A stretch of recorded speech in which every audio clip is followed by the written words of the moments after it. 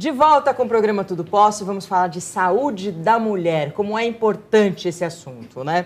O pré-natal, como vocês sabem, é o primeiro na lista dos cuidados durante a gravidez e com este acompanhamento médico, a mulher pode esclarecer, sim, suas dúvidas e garantir uma gestação tranquila e um parto seguro.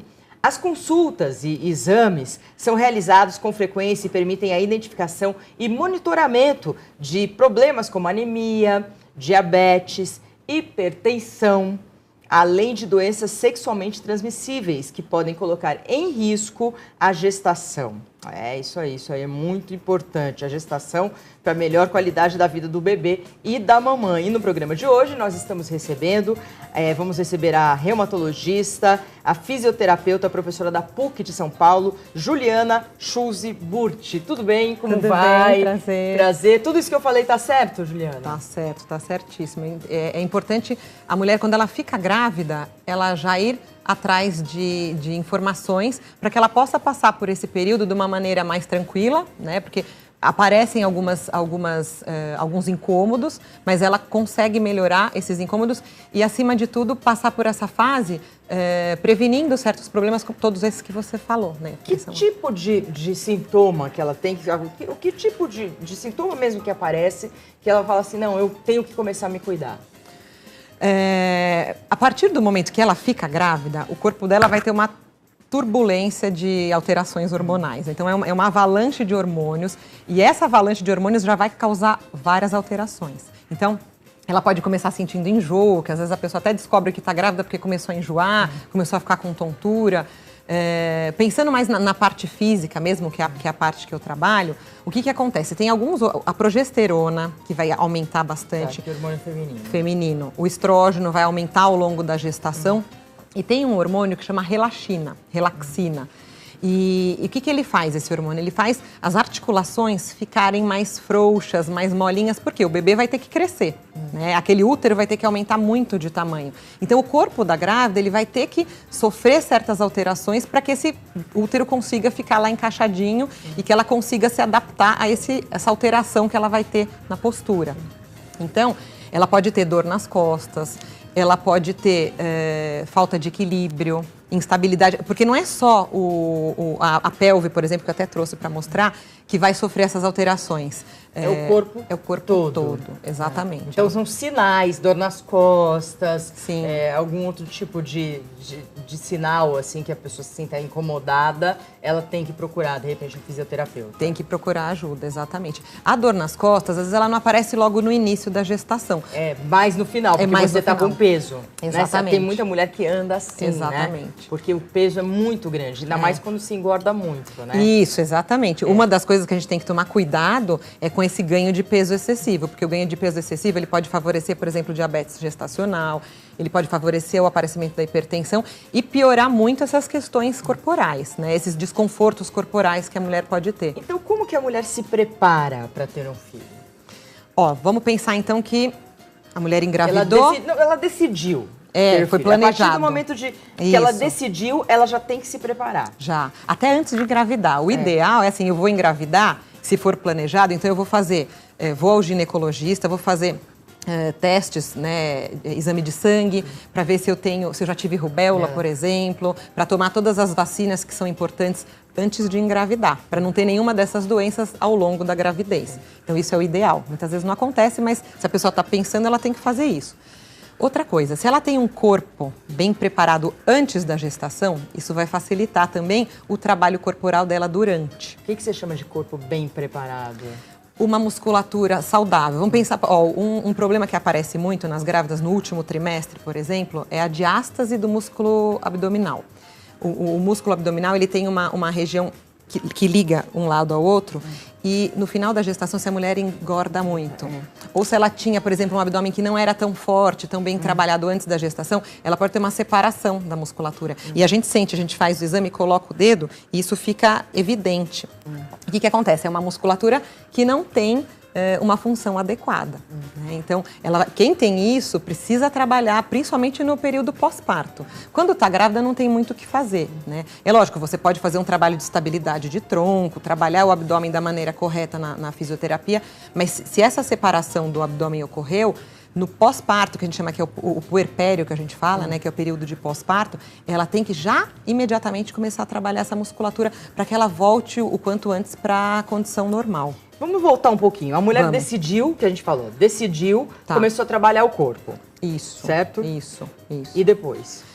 Depois, eu trouxe até a pelve aqui para vocês. Então vamos mostrar, peraí. Essa Olha, daqui... eu vou ficar aqui. É a pelve, na verdade, aqui de uma mulher que não está grávida, né? Mas o que acontece? Na gravidez, como eu falei para você, essas estruturas, elas vão ficar mais frouxas, vão se alargar. A mulher tem um alargamento da pelve, né? Então ela vai alterar a marcha, vai alterar a postura da coluna. E essa musculatura que está aqui embaixo, ó, que a gente chama de assoalho pélvico, é uma musculatura que também... Esse vermelho aqui. É o vermelho, tudo que é vermelho é músculo. Tá? Aqui a gente tem, ó, o ânus... a vagina e a uretra. Certo. Então a gente tem uma musculatura, se a gente for pensar, a pelve é um funil, tá? Em cima disso tem o útero, tem a bexiga, tem o intestino. Então tudo isso tem que estar bem forte, exatamente. Não é isso? Olha tanto de peso que essa estrutura vai ter que aguentar. E cada vez mais ao longo da gestação, né? Gêmeos, então? Nossa, imagina, coitadinho do assoalho pélvico para conseguir segurar todas essas estruturas lá em cima. E o que acontece? Durante a gestação, essa musculatura, ela tende a ficar mais fraca e mais sobrecarregada. Tanto que tem muitas mulheres que apresentam incontinência urinária já durante a gestação, tá? Sentem já uma fraqueza dessa musculatura, já tem alterações urogenitais por conta dessa sobrecarga do assoalho pélvico. Então vamos pensar, né? Planejei ficar grávida. Será que é bom eu trabalhar essa musculatura? Trabalhei meu corpo e dentro desse trabalho do corpo, a musculatura pélvica. Exatamente, é fundamental fazer esse trabalho. Principalmente se eu quero... daí tem aquela história, não, mas eu vou ter cesárea, então eu não preciso trabalhar, porque eu não vou fazer, não vou interferir aqui no meu assoalho pélvico. Então, como a gente até já falou, não é a via de parto que sobrecarrega o assoalho pélvico, mas a própria gestação. Então, independente, seja cesárea ou seja parto normal, eu já vou ter uma sobrecarga desse assoalho. Ela pode ter uma incontinência urinária. Também, exatamente. Né? Mesmo que ela tenha cesárea. Mesmo, né? exatamente. Não tem nada a ver. E as mulheres que têm incontinência durante a gestação, elas têm uma chance muito maior de ficarem incontinentes, porque assim, teve o nenê, normalmente essa incontinência regride. Mas quando elas ficam mais velhas, que elas vão entrar na menopausa, por exemplo, elas vão ter de novo uma alteração hormonal. É um período que o assoalho pélvico vai sofrer de novo com essas alterações hormonais. Essas mulheres que têm incontinência na gestação, elas têm uma propensão maior de desenvolver quando elas ficam mais velhas. Então, se a mulher que tem incontinência na gestação, é fundamental fazer um trabalho de reabilitação do assoalho pélvico para prevenir problemas futuros. Como é esse trabalho de reabilitação? Força, como que é? Não sei, eu não sei. Muita gente não entende, né? Como é que eu vou fazer uma reabilitação dessa musculatura mesmo, né? É diferente, vou mexer no meu braço, é fácil de visualizar. Forçar o assoalho? Então, um assoalho pélvico bom, o que ele tem que ter? Ele tem que ter força, ele tem. Então, a gente faz exercícios de fortalecimento, de contração. Mas um músculo bom, ele precisa também ser flexível. Então, a gente trabalha tanto a contração, quanto a flexibilidade e a coordenação também. Então, esse músculo ele tem que funcionar adequadamente quando eu, por exemplo, vou tossir forte. Tem gente que perde urina quando tosse, né? Por quê? Porque eu faço uma pressão com a barriga, eu empurro essas estruturas contra o meu assoalho pélvico.